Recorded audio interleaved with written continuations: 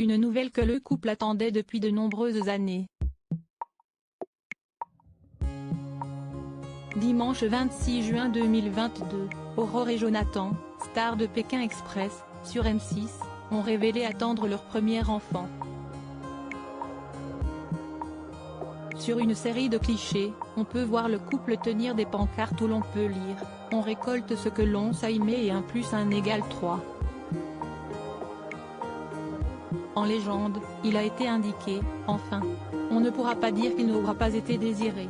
9 ans d'amour, 7 ans de PMA, des centaines de piqûres, beaucoup de désillusions pour finalement vous annoncer, avec beaucoup d'émotion, le plus beau cadeau de notre vie. Comblé, Jonathan a confié, « Aurore et moi allons être les heureux parents d'un petit nous qui pointera le bout de son nez pour les fêtes de Noël, nous ne pensions jamais dire cela un jour.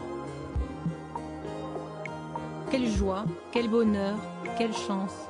Merci mon Dieu. » Évoquant leur chien, décédé il y a quelques mois, le couple a partagé, « Impossible pour nous de ne pas avoir une pensée émue pour notre Bibi qui nous regarde de là-haut. Nous aurions tellement aimé l'avoir à nos côtés pour vivre toutes ces émotions. L'amour ne se divise pas, il se multiplie. Et de l'amour nous en avons tellement à offrir à ce petit être. Il est le fruit d'un désir profond de parentalité qui a tout enduré. » Pour conclure, ils ont ajouté, « Ce voyage vers la parentalité sera notre prochain voyage, nos valises sont prêtes. À nous l'aventure. Pas de sac rouge, pas d'amulette. On a déjà tout gagné avec toi. On t'aime déjà très fort. » Dans la section des commentaires, Rachel Legrin-Trapani a écrit, « Oh, mais quelle belle nouvelle, je suis tellement heureuse pour vous. » Clémence Castel, star de Koh Lanta, a partagé de son côté, « Félicitations, je vous souhaite tout le bonheur du monde, vous le méritez.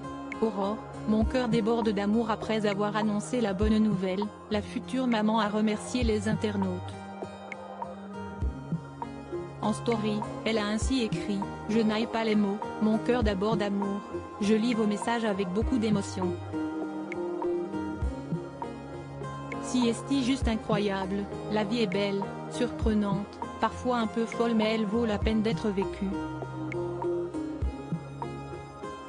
Quelques années plus tôt, pour Pure People, son mari avait expliqué, « On porte un sujet sensible. Certaines personnes ne parlent même pas à leur propre famille.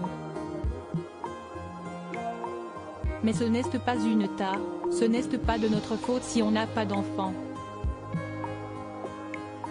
Se montrer, assumer et dire qu'on n'arrive pas à avoir un bébé, ça a fait du bien à beaucoup de gens qui se sont reconnus en nous.